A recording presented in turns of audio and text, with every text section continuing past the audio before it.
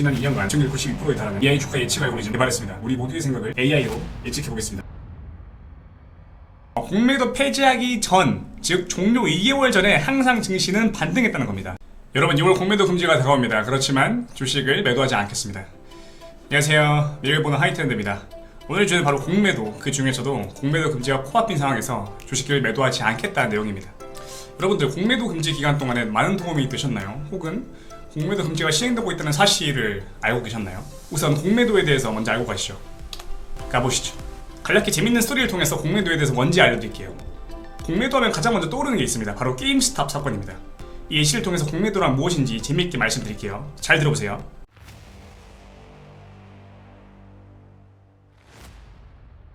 게임스탑이라는 회사는요, 미국에서 유명한 콘솔 게임 회사입니다. 비디오 콘솔 게임이죠. 저도 미국에 학교 다닐 때 고등학교 친구들이 자주 주말에 가서 비디오 게임을 사곤 했습니다. 그런데 이렇게 유명한 회사가 문제가 생겼습니다. 바로 코로나 때인데요. 게임스탑은 오프라인 게임 유통이라는 특성상 코로나 때 큰 타격을 받았습니다. 이러한 이유 때문에 공매도에 타깃이 됐습니다. 특히 헤지펀드사들한테. 그래서 유명한 헤지펀드 멜빈 캐피털이라는 곳은 5천만 주의 공매도를 게임스탑에 하게 됩니다. 그래서 여러분들이 쉽게 공매도에 대해서 어떻게 생각하면 되냐면, 이 주식은 가망이 없어, 주식은 떨어질 거야 라고 생각하면 하락이 베팅합니다.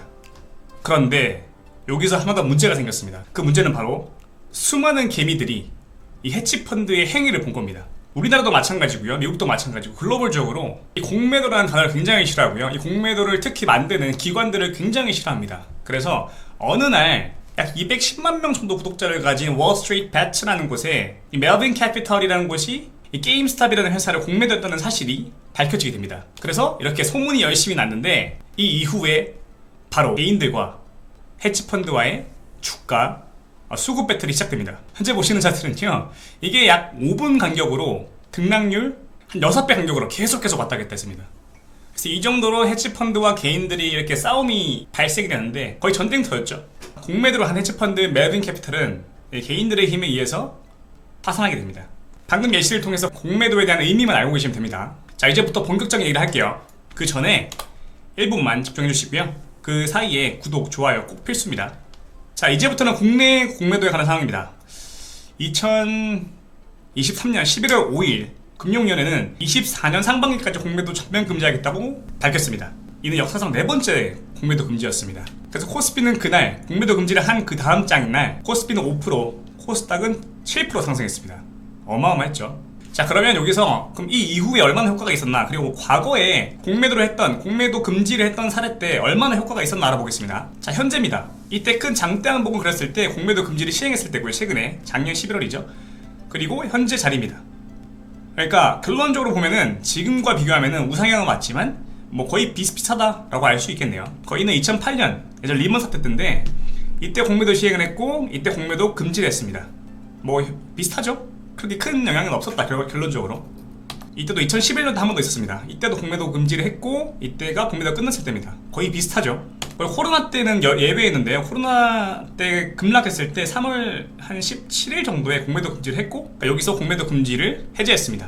많이 올랐죠. 방금은 증시 움직임에 대해서 말씀드렸고, 결론은 거의 비슷하거나 올랐다라고 알 수 있겠네요. 자, 그럼 그때 수급은 어땠을까요? 이게 공매도 금지하기 전에 수급입니다. 2023년 10월의 수급인데요, 이때 하루의 공매도 대금입니다. 이때는 500억, 400억, 150억, 400억, 300억, 많게는 1300억까지 나옵니다. 그런데 공매도 시행을 하고 나서 현재 최근에 보면요, 10억, 10억, 3억, 10억 단위입니다. 그만큼 공매도량이 줄어들어서 증시의 하방 압력을 만들지 않은 건 맞습니다. 그래서 어찌 보면 효과가 있었다라고 볼 수 있겠죠. 자, 그럼 의문을 가질 수 있겠죠. 공매도 금지 전까지 왜 안 팔고 그 이후에도 안 팔 생각인데 왜 안 파냐 라고 물어봤을 때 이렇게 보일 수 있겠습니다. 그래서 그것 때문에 바로 준비한 게 AI 예측입니다. 잘 보세요. 자, 제가 어떤 상관성을 발견했습니다. 그 상관성은 어떤 거냐면, 공매도 폐지하기 전, 즉 종료 2개월 전에 항상 증시는 반등했다는 겁니다. 잘 보세요. 공매도 폐지하기 여기 이날 2008년대 리먼 때 6월에 폐지했는데 6월 전 4월부터 급등을 했고요. 2020년 코로나 때도 21년 5월에 종료했는데 그 전 3월달부터 쭉 반등을 했고요. 다음 코스피 2011년 공매도 금지 때도 마찬가지로 11월 중순에 종료했는데 그 전인 2달 전부터 증시는 반등했습니다. 그래서 여러분, 제가 AI 예측을 통해서 증시 방향성을 비교했을 때 증시는 상승이 나와야 됐으며, 지금 과거 통계를 봤을 때도 마찬가지거든요. 통계를 봤을 때도 과거 2개월 전에는 항상 증시가 반등했다라는 부분을 결합했을 때 증시는 상승 가능성이 있겠구나 라고 할 수 있겠습니다. 그렇기 때문에 제가 최근 영상에서 이런 영상을 통해서 환율은 1390원에 고점을 찍고 내려올 것이다 말씀드렸고, 그 다음에 최근 이틀 전에 퇴직연금 ETF가 매수하면 좋을 자리다 라고 말씀드린 이유입니다. 오늘은 짧게 핵심만 말씀드리고 끝낼게요. 또 구체적으로 왜 이렇게 타고 들어가고 싶은데 오늘은 말을 잘 못할 것 같습니다. 아시겠죠? 그래서 안 보셨다면 이 영상 꼭 보시고요. 그리고 앞서도 제가 말씀드린 공매도에 관한 내용, 그 다음에 공매도 이전에 항상 상승했다는 통계치기 바탕으로 증시 방향성을 예측을 했으니 참고하셔서 투자 판단에 도움됐으면 좋겠습니다. 감사합니다.